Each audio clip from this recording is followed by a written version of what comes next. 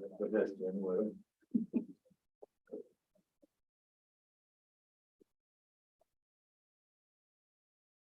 morning, everyone. Can you hear me? Perfect. All right, my name is Garrett Martin. I am the co-director of the Transatlantic Policy Center here at American University, which is co-hosting the event with the School of International Service. My absolute pleasure to just briefly open this event to welcome all of you to the School of International Service. Certainly, over the years, we have put a significant spotlight on all things transatlantic and European. And it's been an absolute delight to welcome a series of very distinguished speakers over the past few years, and today is no exception. And it's been particularly important for us also to put spotlights on different perspectives of different important partners of the United States over the years. So it's my absolute pleasure to welcome two very distinguished guests. I will start first with Ambassador Andrei Muraru, the Romanian ambassador to the United States. He has been ambassador for a little over 2 years now. And prior to that, he has been a senior advisor to the president of Romania. He was also at the Institute for the Investigation of Communist Crimes and the Memory of Romanian Exile. He has had a very distinguished career, and we're absolutely delighted to welcome him on the campus for the first time. As well, we also have the distinct pleasure of welcoming Georgi Panayotov, who is the ambassador of Bulgaria to the United States for a little over a year now, since May 2022. He served as Minister of Defense in 2 consecutive governments in 2021. He's also had a very distinguished career, multiple high-ranking positions, whether permanent representative to the United Nations, head of the NATO department, and also, this is not his first stint in Washington, as he was also Deputy Chief of Mission. And to lead this conversation and to help us today, we also have my wonderful colleague, Professor Toni Tileva, who is a cultural anthropologist and also a Bulgarian immigrant who grew up in Bulgaria before coming to the United States, and who teaches on intercultural communication, gender immigration, development, and globalization. So we're absolutely delighted to have everyone here this morning. Both ambassadors will give some opening remarks. We will have a moderated discussion, and then it will be opened up to the audience. So please join me in welcoming our guests this morning.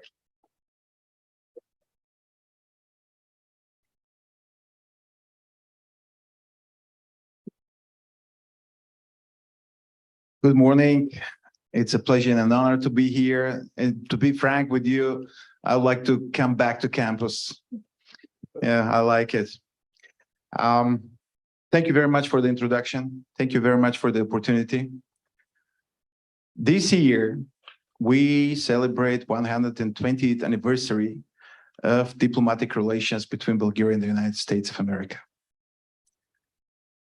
So 120 years ago, the first American ambassador to Bulgaria presented his credentials to the then King of Bulgaria. But make no mistake, Americans discovered Bulgaria long before that, and Bulgarians discovered America long before that. It was in 1860 when American missionaries established the first American schools in Bulgaria, which are actually practically one of the first American schools overseas in general. There was first school for boys, after that schools for girls, and that is 1860. And later, throughout the years, the people-to-people contacts strengthened a lot, to the extent that during the First World War, when Bulgaria was an ally to Germany and to Austro-Hungary, so on the wrong side of history, President Wilson lobbied in the US Congress not to declare war on Bulgaria because of the strong connections between the people of Bulgaria and America. America declared war on Germany, declared war later on Austria-Hungary, but did not declare war on Bulgaria for that very reason, because of the strong connections. And during the Paris Peace Conference, after the end of the World War, when Bulgaria was defeated, as I mentioned, we were on the wrong side. During the Second World War, again, we were on the wrong side. So this is pattern. But at the Paris Peace Conference after the First World War, President Wilson was the one who vehemently rejected the idea for territorial dismemberment of Bulgaria, because this was the natural wish of the victors of the war, mainly our neighbors, but not only, to dismember Bulgaria so Bulgaria doesn't pose a threat in the future. But President Woodrow Wilson of the United States rejected that idea. And we are forever grateful for that. In Bulgaria, we erected a lot of monuments to President Woodrow Wilson, and we'll never forget it. And of course, the culmination of our bilateral relations with the United States is after the fall of communism, after the fall of the Iron Curtain. And now the true potential of those relations is here. On September 25th, this year, we had another round of the strategic dialogue between Bulgaria and the United States. We cooperate very actively in energy security because Russia cut us off last year from the Russian gas. They weaponized gas. They weaponize everything.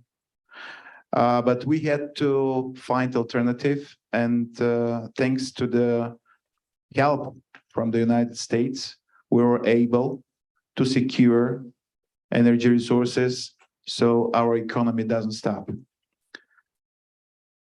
We cooperate also, of course, in defense and security a lot. I was Minister of Defense when I sent the LOR, the letter of request, to buy another batch of F-16 Block 70 fighter jets for the Bulgarian Air Force to replace the Soviet-made MiG-29s. We are about to become the second biggest operator of the Stryker military vehicles for the Bulgarian army. Yeah, US-made Stryker military vehicles, armored military vehicles. We are about to become the second largest operator in the world of those vehicles after the US Army. We host a multinational battle group in Bulgaria with participation of the US Army. And we have the ambition to increase its size to a battalion. And we would like also to see a brigade, a multinational brigade based in Bulgaria. Why we are doing this? Because according to what we are witnessing in Europe, our assessments put on paper in our defense strategy is that Russia is going to remain aggressive in the future, even after this war in Ukraine is over. If it is over, Russia will remain an aggressor to the extent that Russia will try to violate the territorial integrity of Moldova and Georgia first, we think. And it is our assessment that probably Russia will dare to violate territorial integrity of a NATO member state if we don't do anything to stop it. Bilateral relations, just to continue, are very strong in science and education, believe it or not. But Bulgaria is among the countries where artificial intelligence, IT, tech are quite well developed. We have an institute within the Sofia University. Sofia is our capital, inside. And in that institute, we managed to attract one of the brightest minds in artificial intelligence in the world, with the help of companies like Google, Amazon, Swiss government, etc. And now I came yesterday from Florida, and in Florida there are Bulgarian companies that are quite visible. One of them is absolute monopolist worldwide. They produce optical devices that are able to stand very high and very low temperature. So the temperature amplitude, the highest temperature altitude ever. So they are monopolists, and they supply the Pentagon, NASA, commercial aviation, submarines, etc., etc., etc. And of course, people-to-people contact. As I started with that, and I'll pass the floor to Andrei now. People-to-people contact are the most important thing. Why? Because the relationships between countries, between America and Bulgaria, are actually the relationships between the people of the two countries. We have a lot of Bulgarians who contributed to the success of America. One of them participated in the creation of the first computer, Jonathan Asov. A lot of artists like Christo Yavashev, the one who packed things here and there in the world. He also lived here in America. He had the dual citizenship. And so on and so on and so on. So once again, thank you very much for the opportunity. And now I pass the floor to Andrei. Thank you. Thank you so much. Yeah, Ambassador Muraru.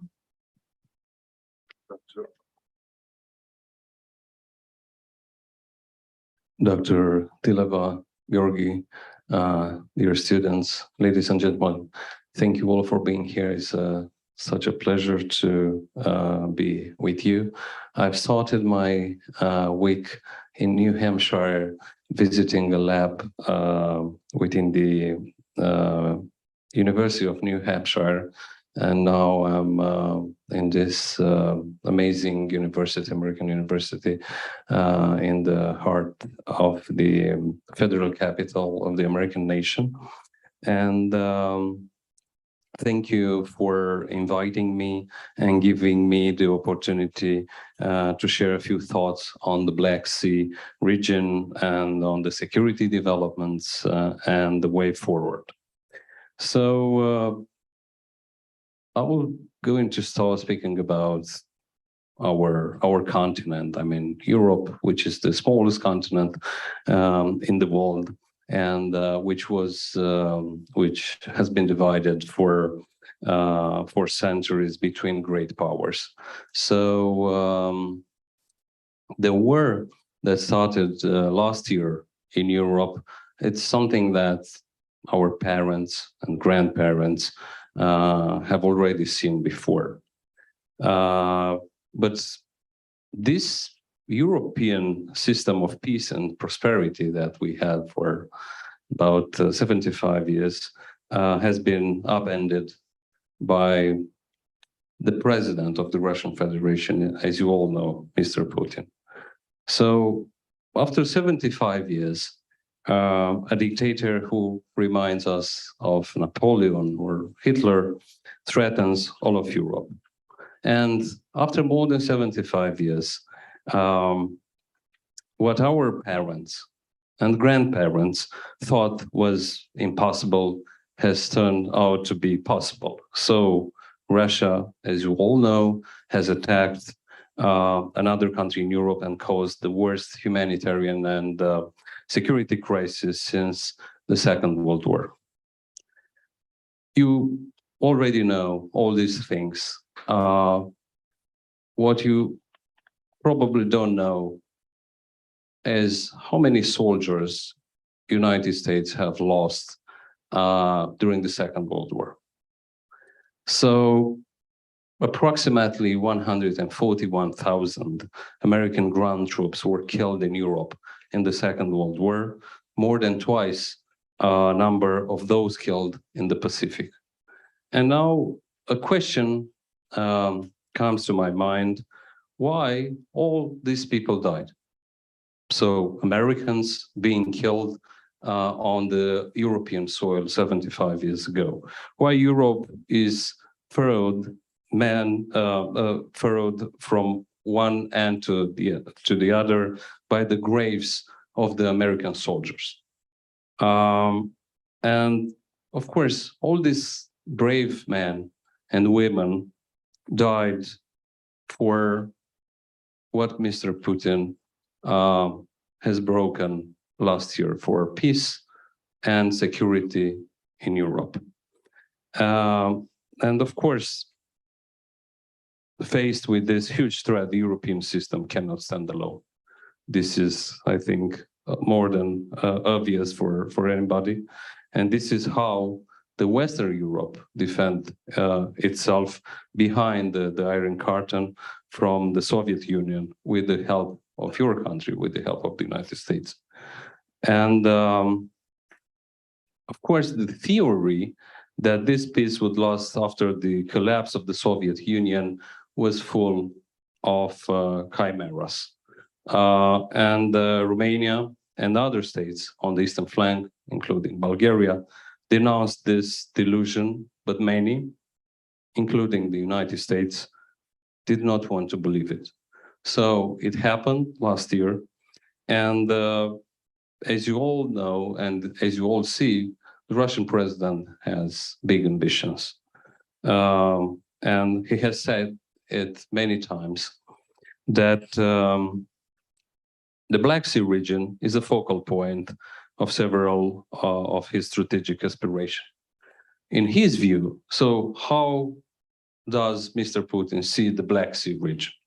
So in his view, and he spoke about that many times, in his view, the Black Sea region is part of a coherent Western flank. So if you look at the Russian map, the Western flank, a geographic buffer that he needs to ensure the security of Russia itself.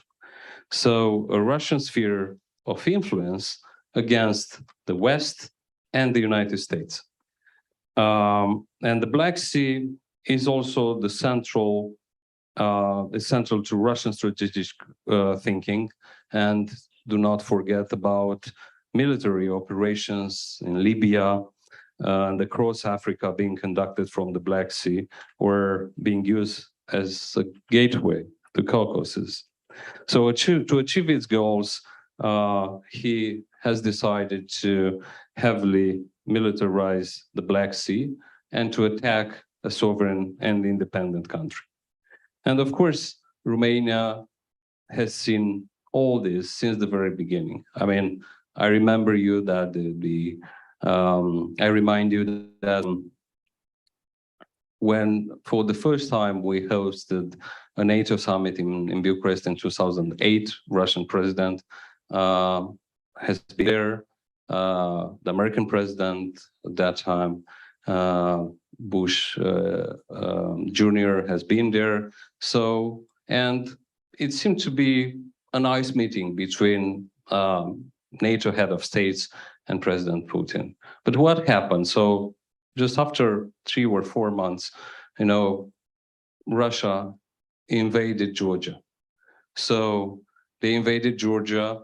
They created this non-recognized, you know, republic. So taken like 20% from the Georgian territory. You know, a few years ago in 2014, he has decided to take Crimea, and he illegally occupied Crimea, and to support a war in the eastern part of Ukraine. So Romania at that time understood better than others, you know, the only way to deter Russia is to reinforce your army. And we have decided at the time to spend 2% from our GDP in defense. And this year we have decided to invest more than that. And we strongly believe that Russia's strategic priorities in the Black Sea region, as Georgi said, will likely remain the same, regardless of the outcome of the war in Ukraine. So for us, a victory in Ukraine, it's a matter of existence. So we don't see anything than, defeating Russia in Ukraine and protecting our security and peace for the generations to come. Thank you. Thank you so much. So if we could begin with a discussion about the energy sector and energy sovereignty and security in your respective countries. And I just wanted to catch the audience up on some of the developments in Bulgaria specifically, because a lot has been going on. So in the past week, the Bulgarian government proposed imposing a 60% tax on Lukoil's profits. Lukoil is for those of you unfamiliar, is a Russian gas company, and this gas is transiting through Bulgaria and going to Hungary, Macedonia, Serbia as well. So this tax is almost double the tax that was previously levied. And there have been other developments as well. The Bulgarian president recently vetoed amendments to the Energy Act. Specifically, his concern was that the liberalization of the household consumer electricity market would really affect energy poor households. And finally, 2 weeks ago or 3 weeks ago, there were major strikes by miners and other coal processing plant workers because they were resisting the European Union's movement towards a greening of the energy sector. And so there was concern about their livelihood, even though there are provisions in this bill that is passing for them to be able to transition to different occupations and so on. But if you could, and I know I said a lot, but just a lot has been going on in this specific area. So if you could both comment on energy sovereignty in your respective countries. With great pleasure. First of all, I'd like to welcome a fellow ambassador from Albania who just entered the room. The reality is that there are tectonic changes ongoing in the Bulgarian energy sector. When I say tectonic changes, I mean tectonic changes. Last year, as I already mentioned, Bulgaria was 100% dependent from Russian gas deliveries. Now, we don't import a single molecule of Russian gas in Bulgaria. How it happens? While President Putin thought that when Russia weaponizes energy, they'll put us in the corner and make us helpless, we saw an opportunity. We turned to our strategic partners, to our allies, the United States, and we started importing LNG from America, and we completed the construction of an interconnector between Bulgaria and Greece, through which Azerbaijani gas is flowing. So now we are 0% dependent from Russian gas, importing American LNG and Azerbaijani gas through the pipeline. Yes, we imposed the tax on Russian gas flowing transit through Bulgaria to Serbia, North Macedonia, Hungary, and Austria, because we have every right to do so. But the strategic goal behind that, the strategic goal is to make it more difficult for Gazprom, that is to say for Kremlin, to make money and to finance the war in Ukraine. This is our strategic goal. And I know that Austrians, Hungarians, Serbians, and North Macedonians are not very happy about that. But we did the right thing. And we are still negotiating with the European Commission. But we think that the European Commission will approve our decision to impose that tax. But this is the rationale behind our decision, to make it more costly and more difficult for Gazprom and Kremlin to earn money. Now, I'll go farther. Earlier, the pipelines that crossed Bulgaria, they came from north to south. That is to say, from Russia, where the gas, oil is, to south to Bulgaria and further to Greece and Turkey. Now, despite the fact that we completed the construction of the interconnector from south to north, and the Azeri gas is flowing from south to north, together with Romania and Greece, we decided to build another pipeline going from south to north, from northern Greece, the port of Alexandroupolis, where the Bulgarian government has 25% stake, by the way, and which is a strategic port. We're going to build a pipeline going to Burgas, where our refinery is, and it is, I think, Andrei, the biggest refinery on the Balkan Peninsula, or this is what we know.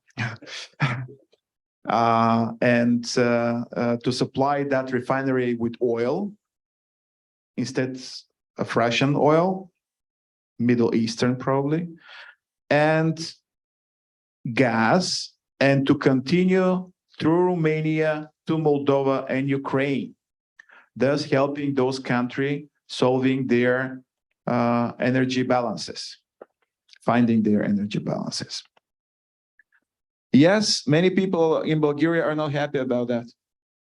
Many people in Bulgaria are not happy about that. Miners, including miners, as you rightly mentioned several weeks ago, Bulgarian miners took on the street on strike. They are not happy because we're closing our mines. Our economy will be hydrogen oriented. This is the strategic plan of our Ministry of Energy to turn the Bulgarian economy to be hydrogen based. Because for some reason, Bulgaria is able to produce more hydrogen even than Germany. And we would like to make our energy resources more cheaper, so our economy is more competitive. And once again, we have every right to do so. But the miners are not happy. And they took on strike. They went on strike. And they closed roads in the country, highways, despite the fact that the government very generously offered them extremely big compensations. For the Bulgarian standard, about around $100,000 per person. For Bulgarian standard, this is big. But the miners continued striking, and we think that somebody is behind that. So it is not financial, it's not economical motivation, it's political. And here I come to the fact that Russia is trying to do everything to undermine our democracies, using disinformation, using hybrid tools. They are trying to turn Bulgarians against Bulgarians. They are trying to sow divisions in Europe between countries. This is their actual goal, to divide the European countries, be it NATO members or the EU members. Mainly, we are both, like Bulgaria and Romania, we are both NATO member and EU member. But Putin is trying to sow divisions. The old Roma rule, divide and conquer. This is his goal. That's why I think that be it about energy, be it about defense, security, we have to stay together, side by side. So we demonstrate that we are resilient and we are determined not to allow Russia as it wants to increase its sphere of influence. They don't talk about values there. They don't talk about democracy, rule of law, human rights, fight against corruption. They don't know what that is. They don't know what liberty and freedom is. I graduated in Moscow in Russia because I didn't have the chance to study in Harvard. It was closed at that time. Harvard or Columbia in the West. So I went to Moscow, and I can tell you that some of the most intelligent professors in Russia were my teachers, because the Moscow State Institute for International Relations is one of the elite universities in Russia. And I'm glad that I graduated that university. But there, at that very university, at the heart of Moscow, Russia, I learned that the Russian people don't know what freedom and liberty are. They don't know, because they never in their history were free. They never had democracy. They don't know what democracy is. They don't have a concept. They don't comprehend the concept of democracy. And added to the fact that Mr. Putin is an ex-KGB officer, and to him, Mother Russia is the only thing he believes in. Here we have the picture. He wants to increase the Russian sphere of influence. This is what he knows. And Russia, historically, traditionally, the expansion of Russia was from east towards west. And this is what's happening now. Ukraine is the crown jewel. Has ever been the crown jewel. Without Ukraine, Russia cannot pretend to be superpower. Not possible. That's why he wants Ukraine back. He wants to annihilate Ukraine, as President Biden rightly said. This is the right word. He doesn't want Ukraine to exist. And we are there not to allow that to happen. Thank you. Ambassador Muraru.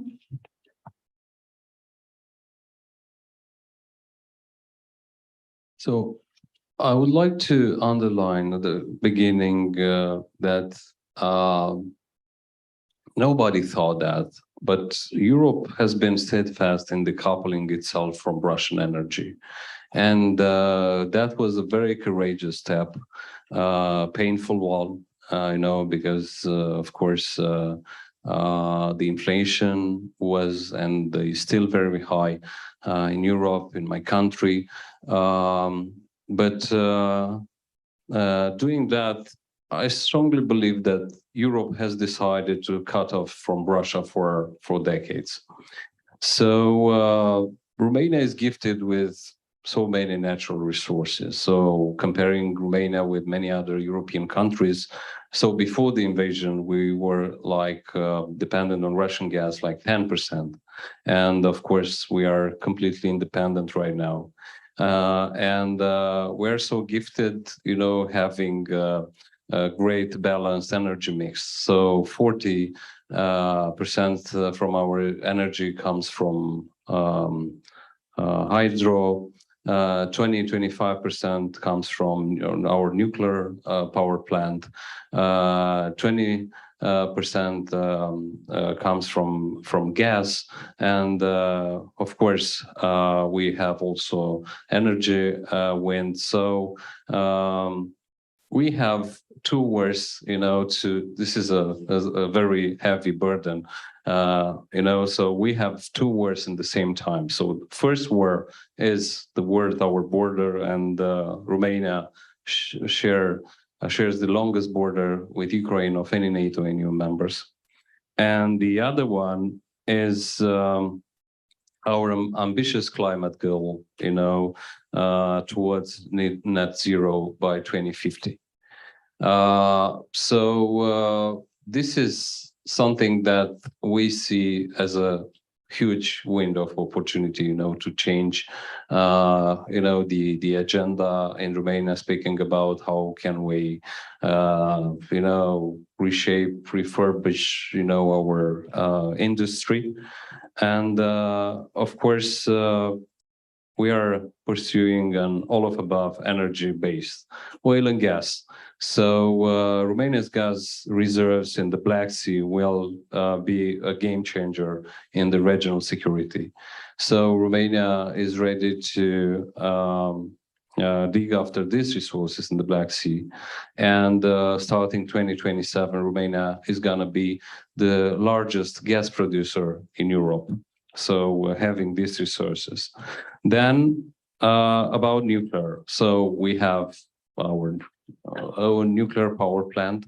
By the way, it is the only nuclear power plant built during communism, so in a communist country with Western technology, because I don't know if you know, but the Romanian communists were threatened for 50 years by Moscow. So this nice story that Moscow, was in love with all the people, they are dealing with from the behind the Iron Curtain is a huge lie. So we took a courageous decision at that time, end of 70s, to build, a power plant, nuclear power plant with Western technology. And right now we are building another 2 reactors with the help of the United States. And but in the same time, Romania is ready to become, a regional hub when it comes about small modular reactors. So right now, with American technology, we're building a small modular reactor in Romania, so a first of a kind, United States SMR. And of course, we have found out that our SMR in Romania is more advanced than your SMR here in Idaho, which is great. But of course, we have the capacity to become a regional energy hub and a key energy security provider, connecting through pipelines and power lines, not just the north and south, so from Bulgaria to Ukraine, but also to the east, so all the way to Azerbaijan, and the west through the Black Sea electric cable. So we would like to be an energy provider in that part of Europe, and we're pretty sure that we can do that. So whether we speak about gas or whether we speak about electricity, and the need is increasing tremendously in that part of Europe. So, and we also help Moldova and Ukraine when they need, providing them energy. And we see a bright future for Romanian energy sector. And I heard from many sources, so including American members of business community, that Romanian energy market is one of the hottest markets in the world right now.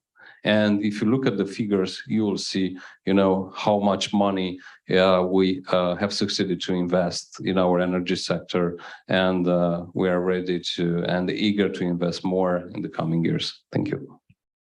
Thank you so much. I would like to combine my next 2 questions into one, in the interest of time. So if you could discuss entry into the Schengen zone for both of your countries and what that means. Is it something that would be, or something desirable, valuable to your respective countries? Currently, it appears that despite receiving praise for enforcing your outer borders successfully, and I'm not sure if you want to define what successfully looks like to the other countries, but despite that, still both of your countries are not a part of the zone. So I would like to hear comments on entry into that zone, and also if we could talk about the adoption of the euro, and yeah, I'll leave it at that. Yes, thank you. Schengen. Does everybody know what Schengen is here? Yes, you do. So Something that we don't have. something that we don't have. Something we don't have. It's actually an agreement which allows people and goods to cross borders inside the European Union without passport control, without any control, customs and passport control. This is Schengen. So we are not. We are outside of Schengen, as Bulgaria and Romania. One main reason for that, I'm sorry, but I'll be blunt, because my government is, so I have to be blunt too.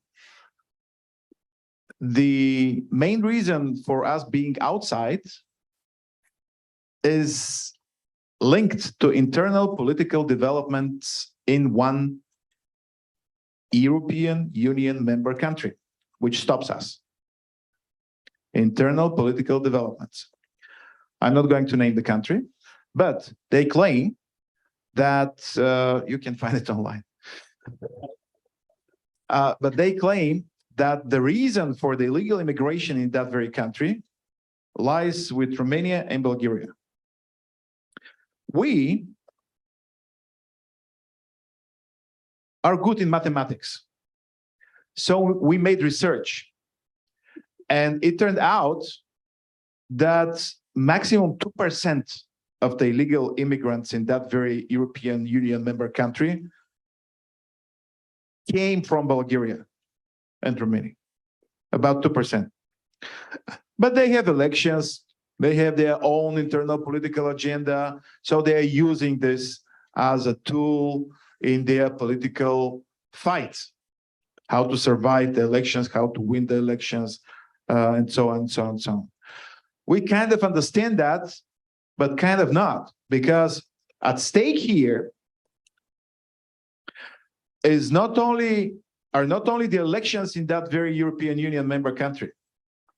At stake here is Europe and what Russia does, what Russia tries to use. I mentioned it, I'll do it again.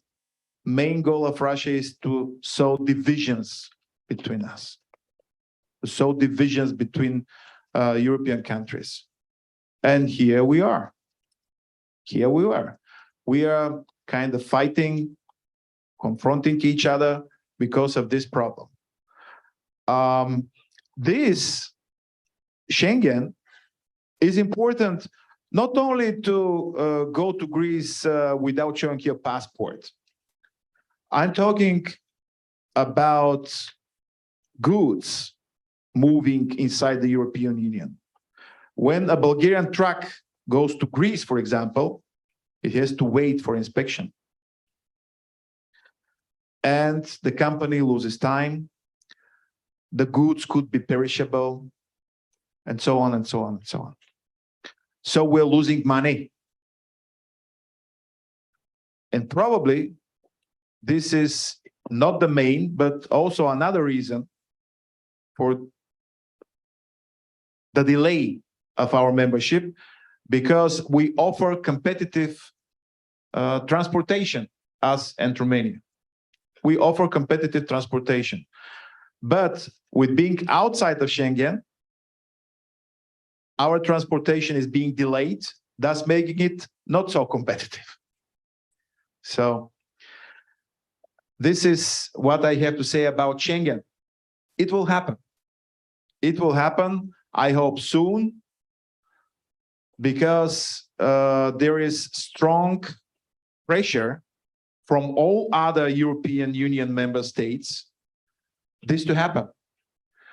Ursula von der Leyen, the president, she recently, publicly and bluntly said it. Let's take Bulgaria and Romania into Schengen. We have to do that. They are ready. This, the president of the European Council. So only to confirm what I've said already. The Eurozone is something else, because there are certain criteria, clear criteria there. And right now, one of the criteria is inflation rate.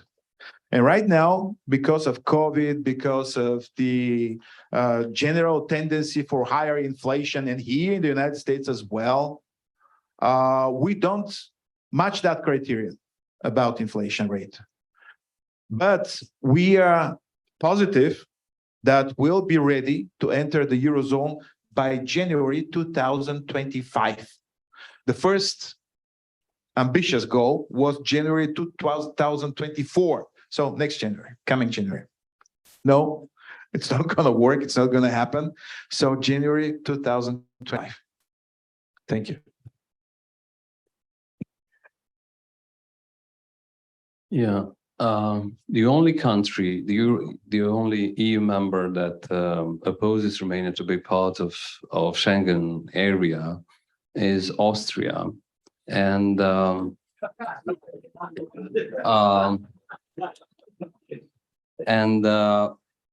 this is something against European core values. This is something that make us, very furious, because we lose like 10 billion per year. So since we have started to meet all the technical criteria for being a part of Schengen, we have lost like 90 billion euro. So that means approximately the same amount of money that Europe has spent since the invasion started to support Ukraine and the war effort, and to provide Ukraine humanitarian assistance and financial assistance. So we strongly believe that the only beneficiary of this decision is Russia, keeping two European countries outside the Schengen area. And this is something against our behavior toward migration. So I remember Romania is one of the largest contributors when it comes about Frontex. So Frontex is European Border and Coast Guard Agency in terms of human resources and technical resources. And since the very beginning, Romania was part of the solution, not part of the problem when it comes about migration in Europe. So we are not a source of migration. We are not on the migration route, so in the Balkans. So there is no reason for having all these arguments against Romania. And the only argument that has been provided by the Austrian Chancellor and Austrian government was, Schengen is completely damaged by migration crisis, and we are opposing, for enlargement of a Schengen zone. But when it came about Croatia, they voted for entering Croatia at the same at the same meeting in December last year. So their argument is strange and odd, and it has nothing to do with any rational, understanding of what's going on. When it comes about euro and adopting euro, we don't have a very precise moment like as Bulgaria has. So, but I have to tell you that this is something that we want to do. According to a poll that has been conducted last year, more than 75% of the Romanians, they're in favor of adopting euro.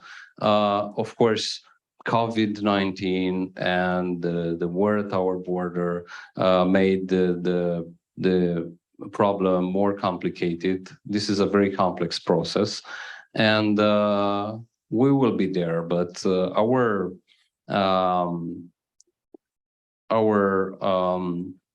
ambition is to be in the Schengen area this year, and I can tell you that Romanians are not very happy with what's going on, and we cannot say that it's a very good European atmosphere to keep two countries outside the Schengen area. I'm gonna stop here because I'm becoming very nervous. Thank you. Thank you for that. I have some follow-up questions, but I also want to open it up to the floor. So if you have some questions, if you could come up to the mic and ask them. Good morning, ambassadors. Thank you for being here. My name is Roger Rolando Reyes. I am a master's student here in the Intercultural and International Communication program. My question for you lies in the realm of hybrid warfare. I believe, Ambassador, you hinted a little bit about that. So my question for you lies in how are your respective governments dealing with the disinformation in particular that is currently being used by Russia to infiltrate and interfere in the politics of a lot of countries? Very, very important question. It is so bad. It is so bad. I mentioned the demonstrations of the miners on the street.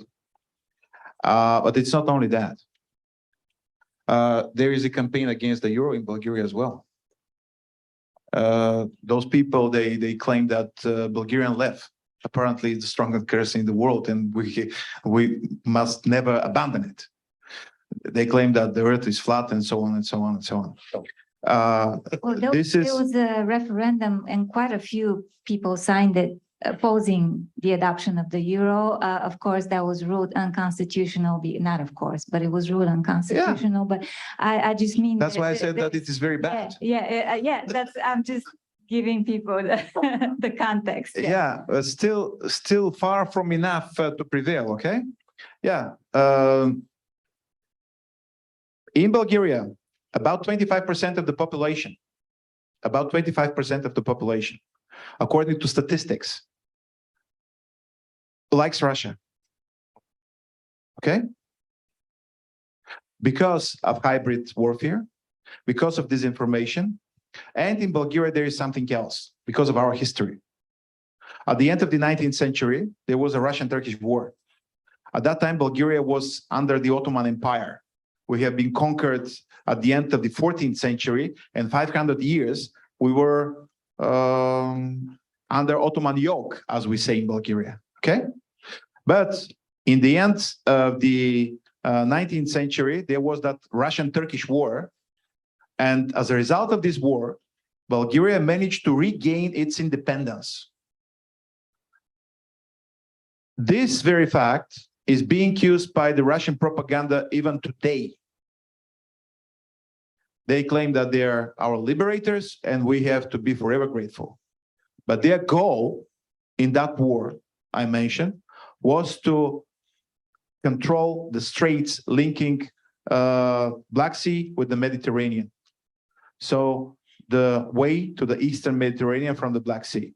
The Russian Black Sea Fleet is based in Sevastopol, Crimea. So this was their end goal, to put Russian control on the straits and to be able to project their influence in the Eastern Mediterranean, to have access to warm waters. But whatever, we regained our independence, and this is the historical element that enforces their narrative in Bulgaria, and they are exploiting it, and they are manipulating the public opinion through it. So, yes, a lot of people signed the referendum against the euro, but far from enough, because if there is referendum, according to the statistics today, of course, the pro-European people will win.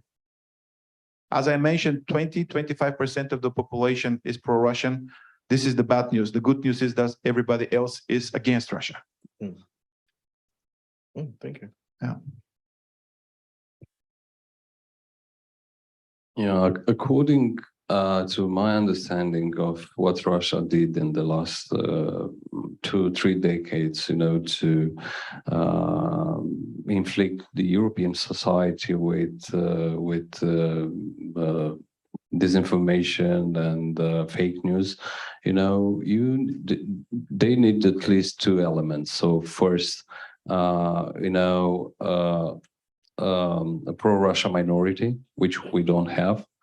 And they were more than successful in former Soviet republics, which was not the case of Romania. Of course, we have a lot of what you call useful idiots, So in our politics, in media, in different, areas of our society. But the only way, and we have taken some measures. I mean, we expelled a number of Russian diplomats. We banned a number of platforms, web platforms.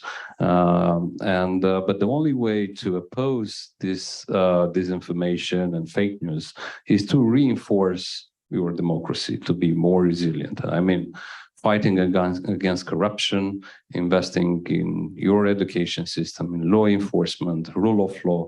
So if you do all these things, Russia is not going to be successful anymore. Thank you very much. Thank you. I'm Dan Whitman. I'm just back from 2 weeks in Ukraine, where I worked with faculty and students at Ivan Franko University and Uzhhorod National University. Fantastic places. I was in Mukachevo a few days before it was attacked and 50 soldiers were killed.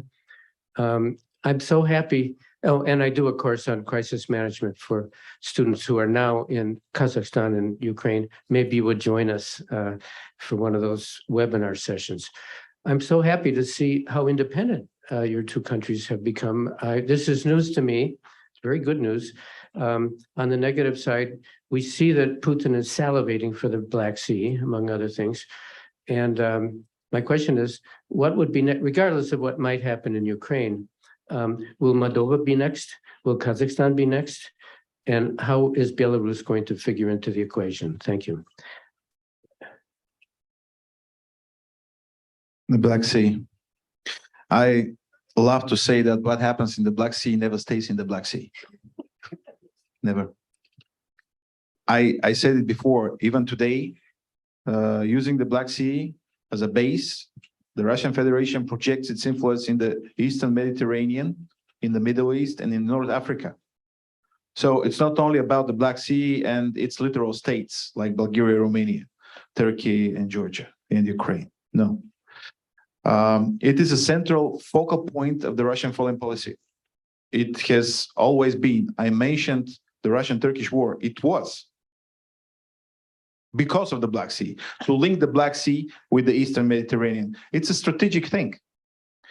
The Russians, they regard Black Sea as their internal pond. I was born in a tiny Bulgarian town on the Bulgarian Black Sea coast, where a lot of Russians used, now not anymore, used to buy second homes. And I met occasionally with some of them because the town is 15,000 inhabitants. So you meet people, everyone on the street. So I asked them, why are you coming here to Bulgaria? You can purchase a home in Greece, Italy, France, Portugal, Spain. Why in Bulgaria? The answer is, first of all, climate, perfect. Language, understandable. Food, perfect. Wine, very good. Yeah. And pay attention, the most important argument, and because Black Sea is our sea, they regard Black Sea as their internal pond. And I'll quote an ex-American general who recently said that NATO ceded the Black Sea to the Russians.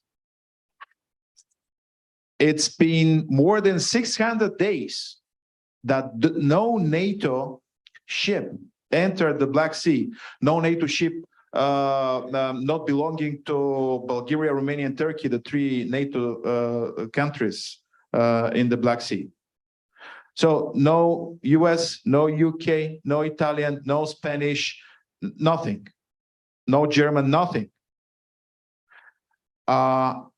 We, together with Romania and Turkey, are considering forming a mine countermeasures task force so as to secure the freedom of navigation in the Black Sea, to keep it clean from Russian mines, and to enable the export of Ukrainian grain, which is vital for the economy. But our trilateral efforts cannot be substituted to a robust NATO presence in the Black Sea. No, not possible. We're not matched to the Russian Black Sea fleet. They have submarines, they have Kinzhal missiles on that submarines. They control everything that moves on the Black Sea, and they can take it out. We cannot. That's why we think that we, NATO, must strengthen its defense and deterrence capabilities around the Black Sea. So we demonstrate the Russians that stop. Yes, you're Black Sea littoral state, but it is not yours. It belongs to us too. More or less, this is about Black Sea. And the next country to be. Did I mention that we adopted recently a new defense strategy, one of the most important strategic documents in a country, in Bulgaria, new defense strategy. In that defense strategy, our assessment is that sooner or later, Russia will remain aggressive, no matter what. They win, they lose the war in Ukraine, they will remain aggressive. They will seek confrontation with NATO. And they will, sooner or later, if we don't act, violate the territorial integrity of Moldova, Georgia, and sooner or later, if we are passive, they will violate the territorial integrity of a NATO member state, be it Bulgaria, Romania, Baltics, Poland, I don't know. But if we are just bystanders, observers, they'll do it. It's in their nature, it's in their psyche. If we could keep them really short, the questions, because we're running out of time. So yes. My question is pretty coarse and speculative. You opened by saying Russia will remain aggressive. I'm wondering if you think about, or if Putin thinks about, life beyond Putin.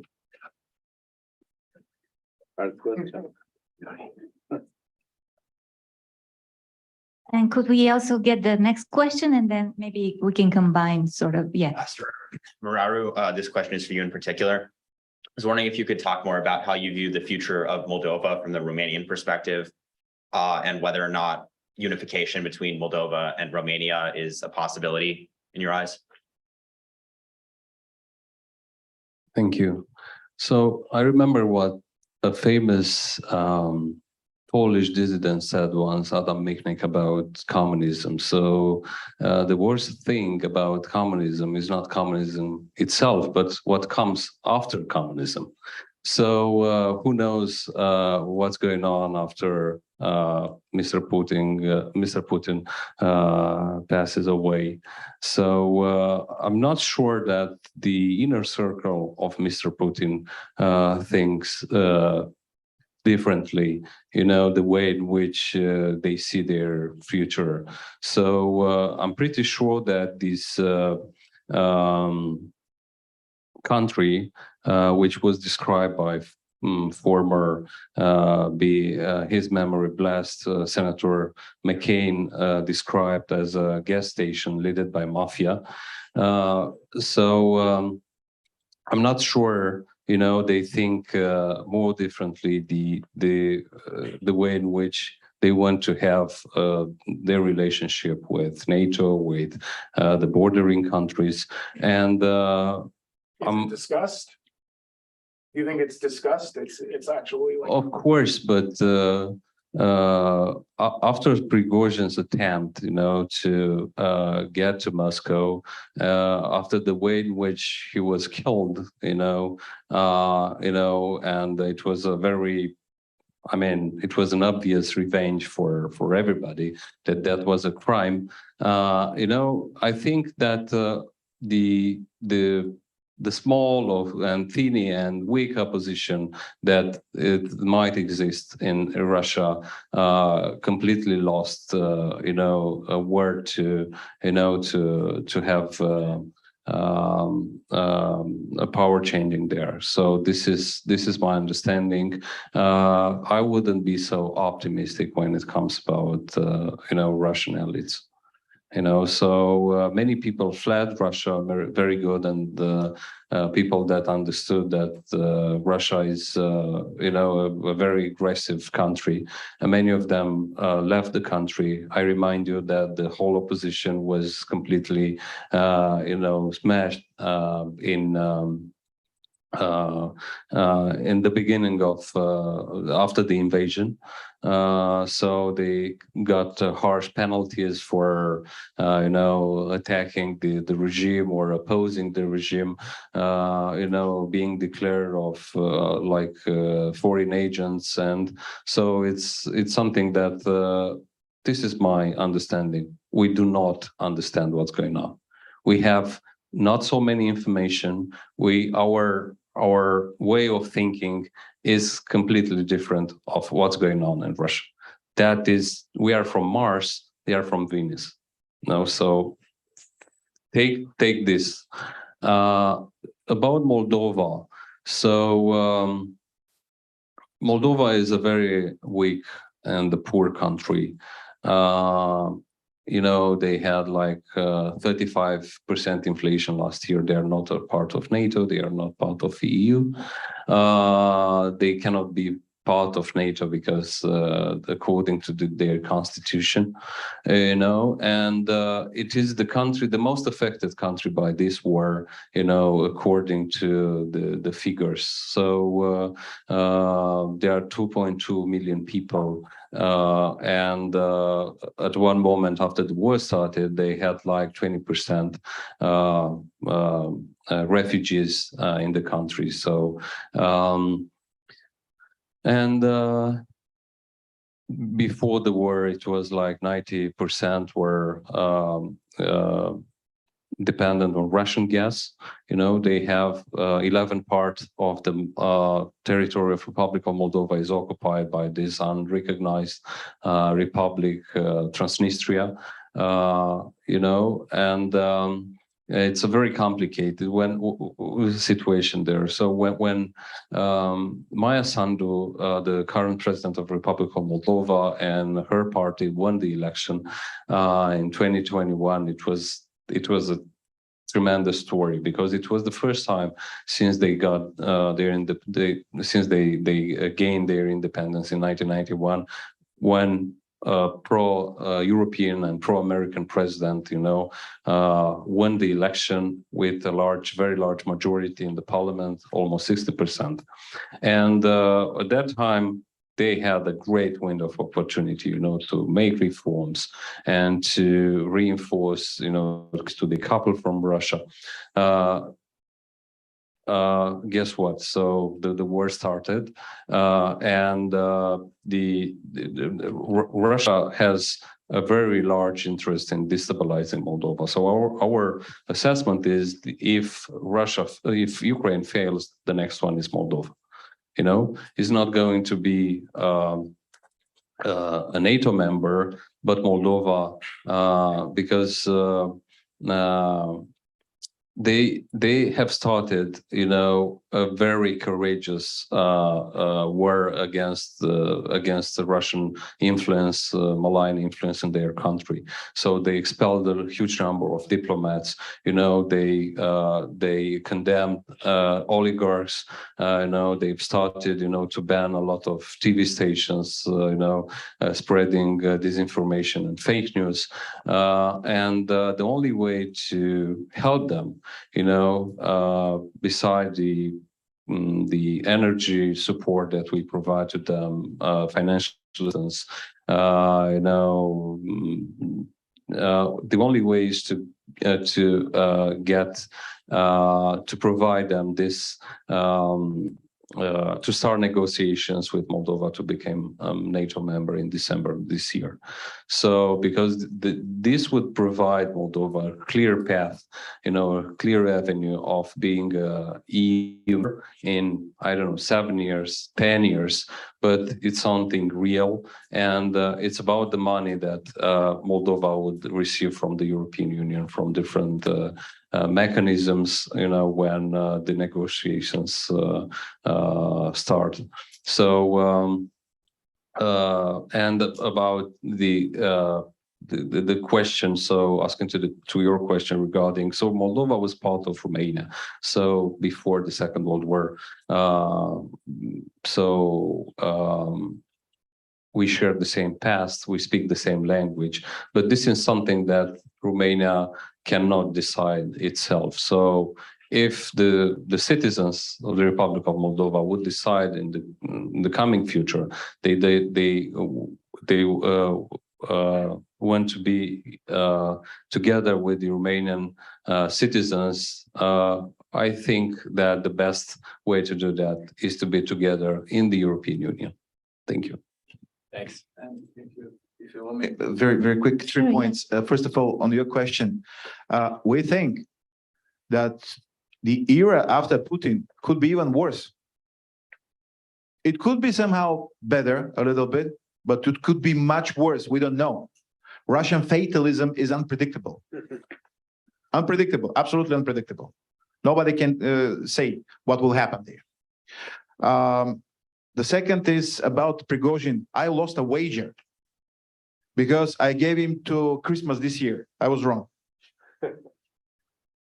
The third is that, ironically, today, the 7th of November, is the anniversary of the great October social revolution that brought to power Lenin and the Bolsheviks and resulted to the Russian Federation as we know it today.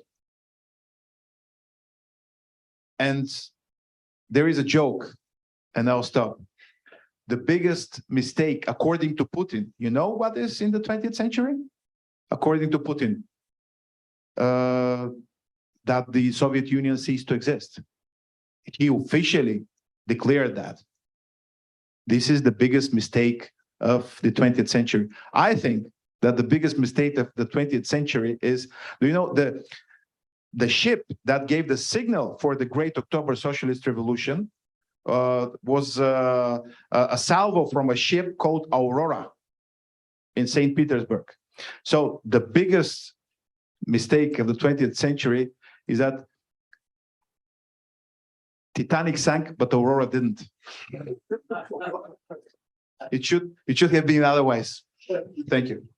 Thank you so much, both Ambassador Panayotov and Muraru.